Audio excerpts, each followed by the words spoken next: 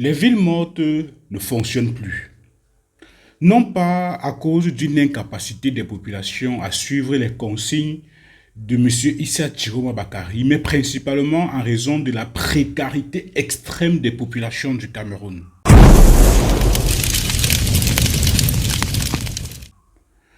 Selon les statistiques, plus de 10 millions de Camerounais vivent avec moins de 1000 francs par jour, c'est-à-dire que moins de 2 euros. Moins de 1000 francs par jour, moins de 2 euros. C'est la raison pour laquelle moi je pense que la stratégie et le lancement à nouveau des villes mortes par M. Issa Chiroma Bakari n'est pas est une mauvaise idée.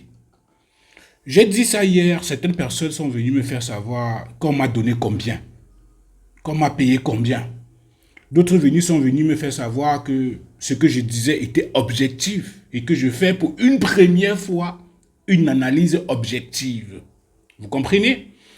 Écoutez très attentivement. Nous sommes dans un pays où la population est majoritairement prolétaire.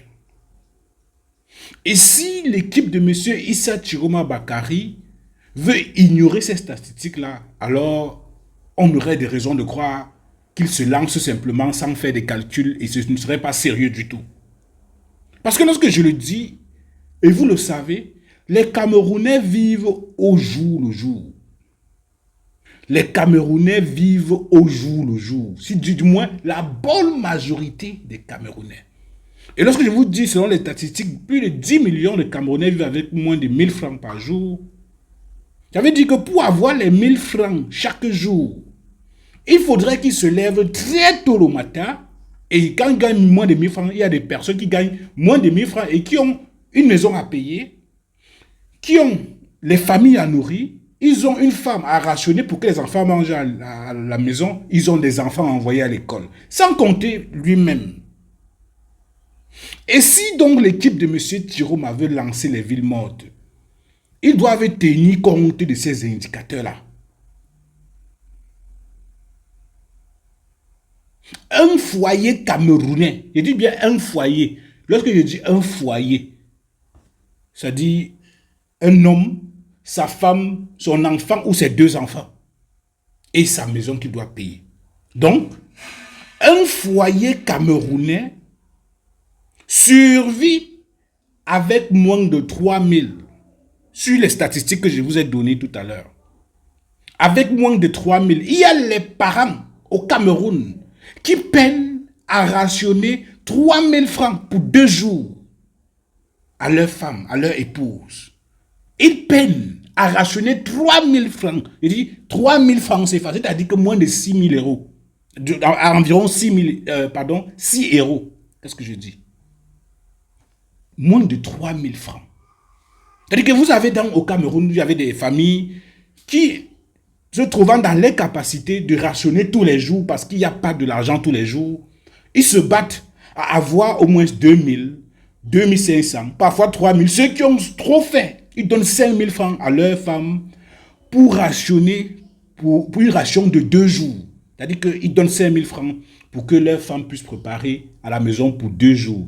Et pour 2 jours avec 5000 francs, pour une famille qui a au moins 3 à 4 enfants. Pour 2 jours, francs, pour 2 jours. Et lorsque vous mangez, vous vous réveillez le matin comme ça, s'il y a un peu quelque chose à grignoter, vous grignotez. C'est-à-dire que la nourriture qu'on a préparée aujourd'hui, vous ne mangez pas le matin.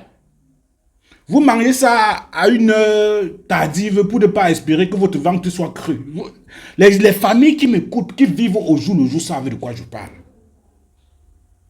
Et donc lorsque je dis ça, parce que lorsque j'ai vu Maître Alice comme fait cette annonce, je me suis dit non, c'est une mauvaise idée. Et lorsque je dis que c'est une mauvaise idée, c'est pas pour dire que je ne soutiens plus le changement, non. C'est qu'il faut être réaliste et il faut être objectif. Si nous sommes ici et qu'on veut le changement et qu'on ne parvient pas à se dire des vérités, c'est parce que ce que je dis, c'est ce que vous pensez. Et vous savez que ce que je dis est vrai. Parce qu'ils ont fait lancer les premières villes mortes. Ça a été suivi. Ils avaient lancé pour 3 jours. Le premier jour, ça a été largement suivi. Le deuxième jour, il y a eu une certaine démobilisation. Il y a eu une certaine démobilisation Pas parce que les Camerounais ne veulent plus suivre les consignes de M. Chiroma, c'est parce que le premier, ils ont travaillé ce qu'ils avaient à travailler les jours précédents. Le premier jour, ça a réussi parce que ce jour-là, les denrées alimentaires qu'ils avaient achetées a permis à ce qu'ils puissent manger le jour où ils ont suivi ces villes mortes-là. Mais le deuxième jour, les familles qui ne pouvant plus supporter, puisqu'ils sont nombreux qui vivent au jour le jour, les familles ne pouvant plus supporter, ils se sont rendus compte que si je reste à la maison, je ne peux pas mourir de faim. Ils sortent pas donc manger. Ils sortent pas donc travailler. C'est pour ça que le deuxième jour, il y a eu certaines démobilisation et au fur et à mesure. Donc la deuxième vague, le deuxième lancement, le deuxième mot d'ordre de villes mortes dernièrement lancé, vous avez vu la démobilisation qu'il y a eu, même s'il y a des Camerounais qui ont l'esprit de sacrifice, ils préfèrent rester une semaine sans manger parce ils veulent à tout prix qu'il y ait du changement dans ce pays. C'est pas pour dire que vous qui ne suivez pas au jour le jour les consignes de M. Jérôme, ça ne veut pas dire que vous n'êtes pas pour le changement, mais l'équipe de M. Jérôme devrait tenir compte de cela. Et lorsque face à tout ceci, on se rend compte qu'ils ne tiennent pas compte de cela, surtout que nous sommes au mois de décembre, les Camerounais qui vivent au jour le jour, ils ont des enfants. Les enfants ne vont pas comprendre que M. Jérôme est en train de revendiquer l'élection et tout, c'est monté, c'est descendu. Les enfants vont réclamer. Je dis, maman, tu ne m'achètes pas l'habit de fête et tout de suite. Et là, alors, ça pourrait être perçu par certains comme une confrontation, c'est-à-dire que ce sera perçu comme l'équipe de M. Chiroma de s'immiscer dans la fête des chrétiens qui sont en train de préparer l'avènement de Jésus-Christ. Je ne sais pas si vous comprenez ce que je veux dire. Ça peut être mal interprété, parce que j'ai vu dans les commentaires certaines personnes essayer un peu de parler de ça. Et si on voit en commentaire certaines personnes parler de ça, ça veut dire que la personne n'est pas le seul. Lui, il a pensé, il a extériorisé sa pensée. C'est-à-dire qu'il a pensé, il a écrit en commentaire.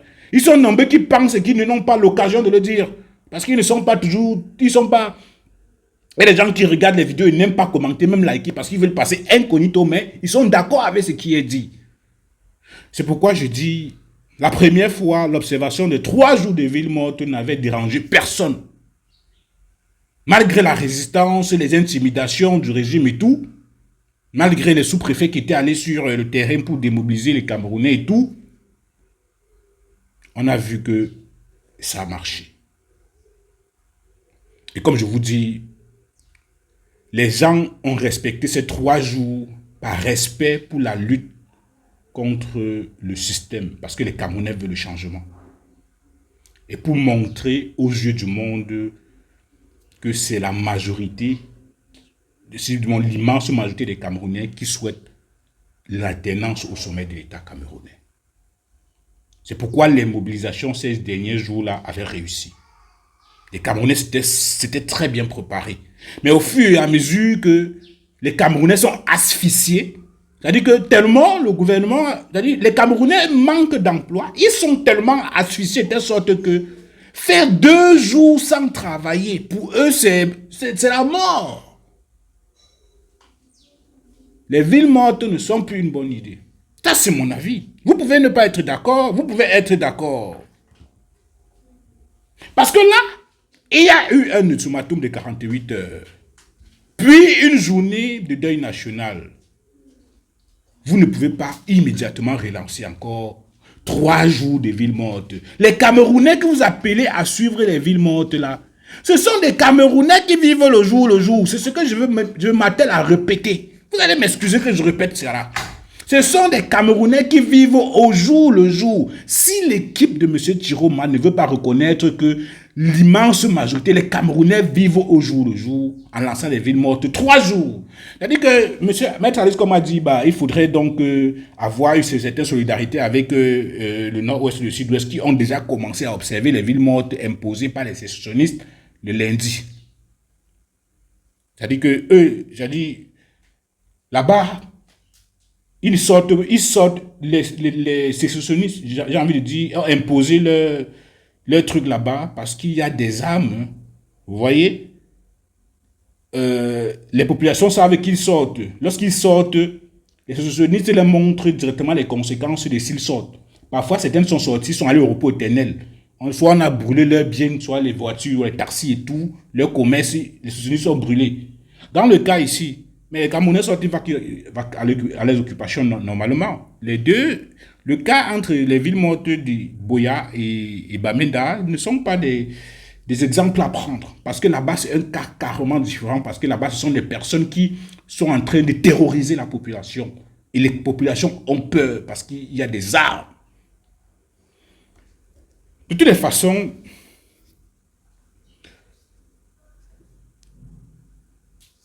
je pense que en faisant ça, en insistant, voilà, en insistant avec les villes mortes, les Camerounais qui ont une confiance à M. Tchiroma se démobiliseront de plus en plus parce qu'ils ne voient pas le résultat, ils ne voient pas pourquoi est-ce qu'ils doivent faire des villes mortes, surtout qu'ils restent là, il y a ville morte, il y a deuil national et tout. Bah, eux, ils ne voient pas à quoi ça va rimer, ils ne voient pas la suite. C'est-à-dire que les Camerounais, eux, ils ne voient pas la suite. C'est-à-dire qu'eux, ils disent que, ok, je fais une ville morte après quoi? C'est la question que les Camerounais se posent. C'est la raison pour laquelle les villes mortes ne sont plus une bonne idée, n'est-ce pas? Et c'est mon avis personnel. Les gens qui disent qu'on m'a payé combien, bah, vous avez raison de lui demander. C'est-à-dire, on peut être du changement, mais se dire des vérités. Et si nous sommes du changement et qu'on refuse de se dire des vérités, on refuse de voir la vérité en face, alors je pense qu'il y a un problème. Parce que je sais que vous êtes d'accord avec ce que je dis, mais le seul problème, c'est que vous reprochez que je le dise publiquement.